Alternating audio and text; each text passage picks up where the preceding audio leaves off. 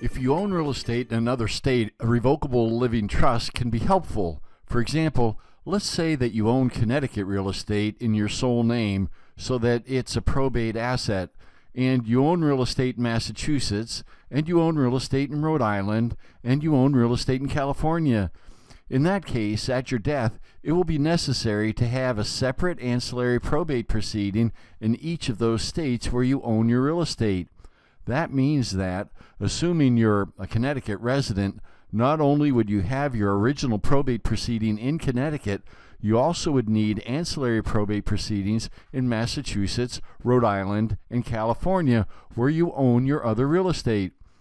If all that real estate is owned by your revocable living trust, however, there probably would be no need to have an ancillary probate proceeding in those other states. In other words, you would be avoiding probate in those other states. That can save some duplicate paperwork and may be worth doing. Keep in mind, however, that when I talk about avoiding probate and avoiding ancillary probate, I'm not really talking about avoiding the estate tax process. It could very well be the case that you have real estate owned in a revocable living trust in Massachusetts, and even though you were a Connecticut resident at the time of your death, your executor or trustee probably would be required to file the Massachusetts estate tax return and pay any estate taxes that might be due to Massachusetts on the value of that property. In this slide, the three things I just talked about, the probate application, the appointment of an executor, and ancillary probate, are in a bluish-greenish color. That's to identify the steps that are avoided when you actually avoid probate. The steps that are avoided are the probate application, appointment of the executor, and ancillary probate. The next step on the list is an application for a taxpayer identification number. That step is in black to indicate that you do not avoid the need for a new taxpayer identification number when you use a revocable living trust to avoid probate. Whether you avoid probate with a revocable living trust or not, the settlement of your estate will require a new taxpayer identification number. The taxpayer identification number is a number that a separate tax entity must get.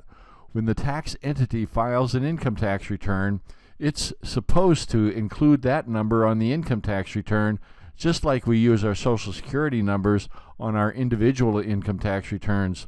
So when you set up a revocable living trust and then you pass away, your trustee needs to get a new taxpayer identification number for that revocable trust. When the trust assets generate income, it will be necessary to file income tax returns called fiduciary income tax returns to report the income and maybe pay an income tax for as long as the trust assets are generating income. The trustee must include the trust taxpayer identification number on the income tax returns, just like you include your Social Security number on your own personal income tax returns. It is the same thing if you don't have a revocable living trust and don't avoid probate. In that case, after your executor takes your will to the probate court and gets appointed as the executor by the court, the executor will take possession of your probate assets, which may be earning income. The executor then must file income tax returns, also called fiduciary income tax returns, for the estate, and the executor will need its own separate taxpayer identification number to include on the returns, just like you include your Social Security number on your own personal income tax returns. The next thing on the list relates to the claims of creditors. At your death, you may have debts, and your creditors are entitled to be paid from your estate. Keep in mind that one of the goals of the probate process is to protect the rights of creditors. The flip side of that is to provide some assurance to the executor or administrator that if he handles creditors' claims properly, he will be free from the risk of personal liability if the creditor does not get paid. If your executor doesn't do a good job of it, your executor could potentially be personally liable for any claims that should have been paid but, for one reason or another, were not properly paid. So the probate process includes procedures that deal with the rights of creditors and for protecting executors who do a good job of dealing with the claims of creditors. That means there's a safe harbor for the protection of executors who act properly but, for some reason, fail to pay a creditor's claim. For example, Maybe a creditor didn't provide the executor with notice of a claim, and the executor distributes all the estate assets to the beneficiaries before the executor knows about the claim.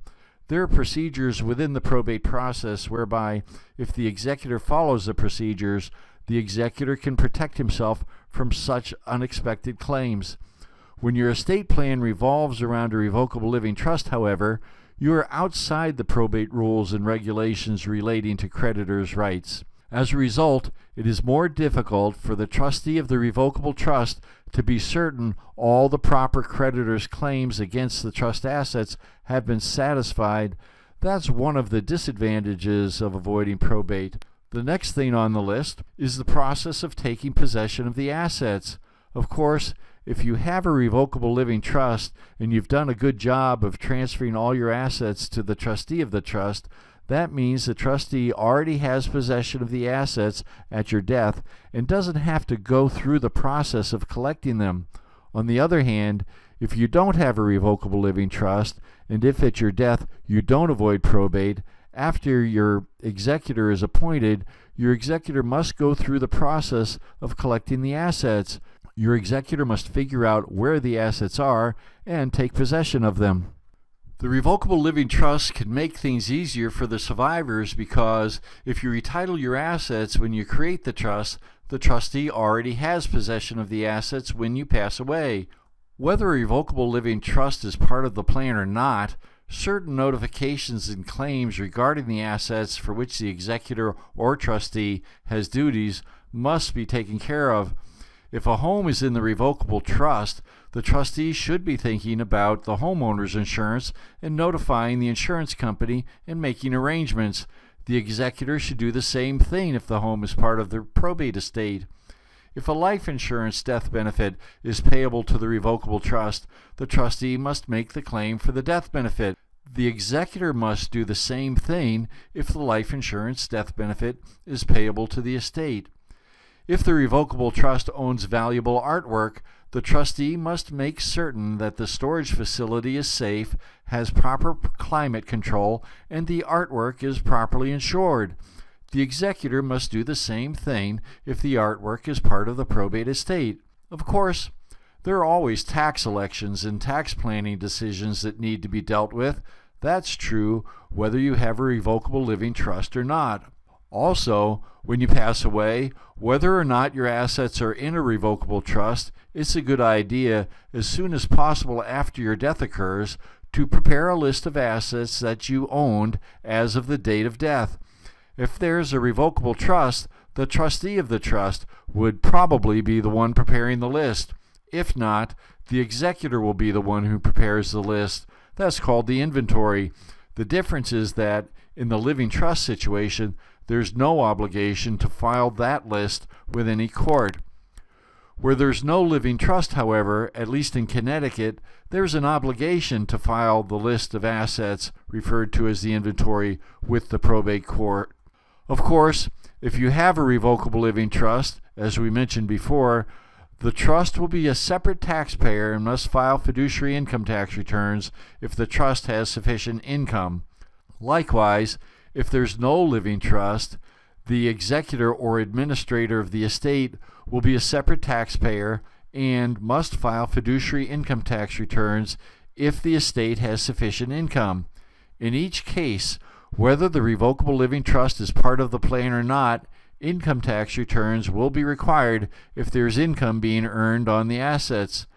I mentioned before that the probate process will include a procedure for dealing with creditors' claims. In Connecticut, after a certain period of time goes by, the executor is supposed to file a report in the probate court, which is called the Return and List of Claims. In Connecticut, creditors are given 150 days after the executor is appointed to present their claims to the executor. After that, the executor is required to file the list of creditors and how each claim was handled.